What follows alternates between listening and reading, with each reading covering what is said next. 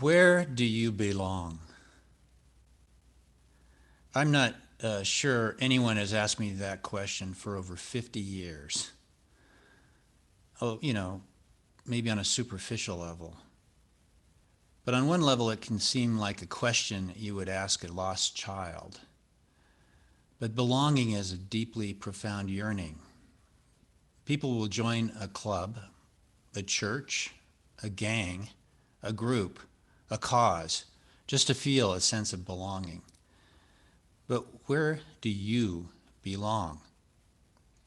What does it mean to belong?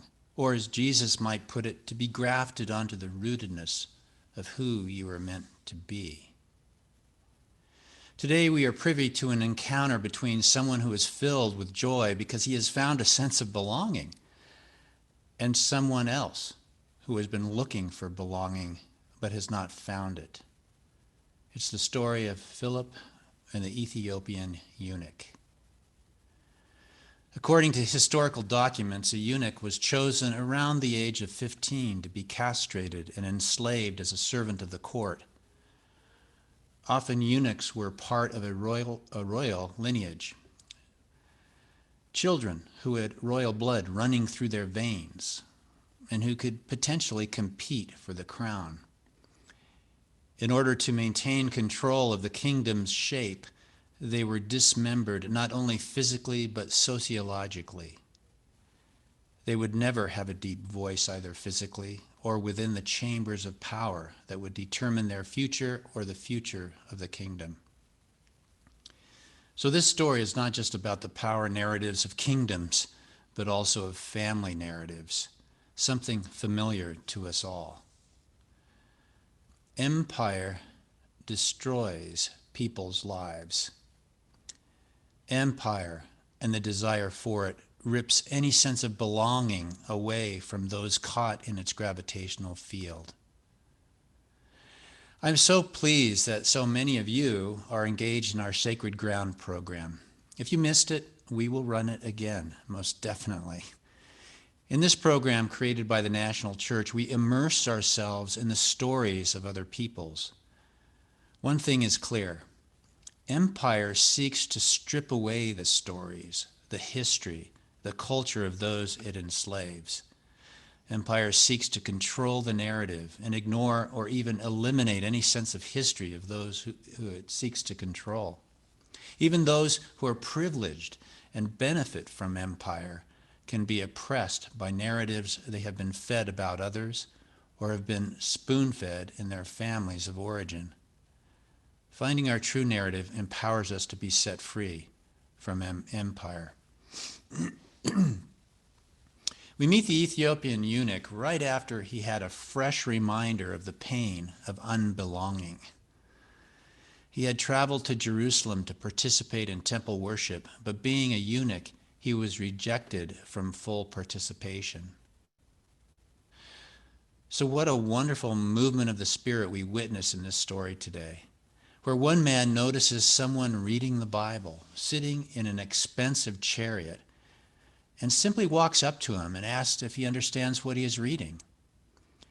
It appears he is stuck on one passage in the book of Isaiah, not because he can't understand it, but he understands it all too well. His curiosity is not about the story as much as who is being spoken about in the story. I can imagine him reading it over and over, finding a profound resonance with these words.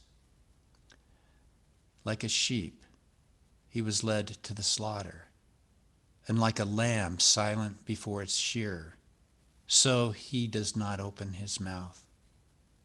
In his humiliation, justice was denied him. Who can describe his generation? For his life is taken away from the earth. Like a sheep, he was led to slaughter, like a lamb silent before its shearer, so he does not open his mouth. In his humiliation, justice was denied him. Who can describe his generation? For his life is taken away from the earth. I imagine the eunuch reading that again and again. like someone drinking water who has just come through a desert. It's quite a scene when you think about it. This wealthy Ethiopian sitting in an expensive chariot, dressed to the nines, no doubt, wealthy enough to actually possess a scroll of Isaiah, normally something only possessed by synagogues.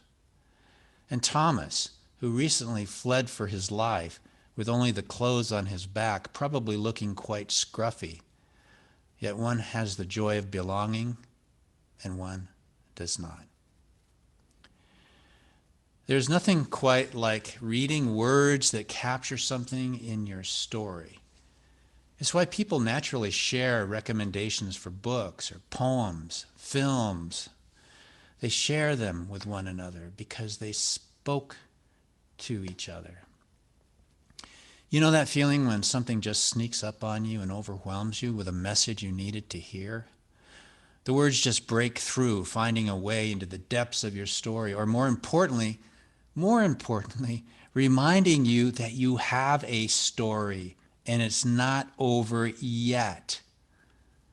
Such experiences can inspire you to take up your pen and write a new chapter, to break out of the narrative of whatever empire has kept you locked in. I remember seeing Shawshank Redemption for the first time and being left in a pool of tears, wishing I was not in a public place, but grateful for a dark theater and long credits and extra napkins that came with my popcorn. I had no idea I would be spoken to so deeply by this story of an innocent man imprisoned, but finding a way to keep hope alive, a hope that chipped away on the walls that kept him in. The scene when, after escaping through a sewer pipe the length of several football fields, he falls out into a river, is an image of baptism that cannot be matched. As he lifts his hands up to the skies with rain falling upon his face, he is washed clean from the past, the narratives of the past. He is set free. It's a story of false narratives being overcome and true narratives being embraced.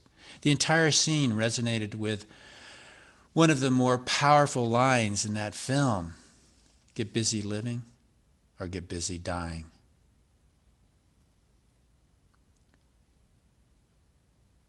I was saying that kind of narrative, but living in the narrative get busy dying when I watched this film. I had allowed myself to be imprisoned by it, by that narrative, and had given up chipping at its walls. So it spoke to me. The eunuch is reading about a Messiah that lives through what he is living through. He's humiliated, justice denied, his future, his very life being stripped away. It's an image of one person's story breaking through to another person's story in a way that brings hope and new life.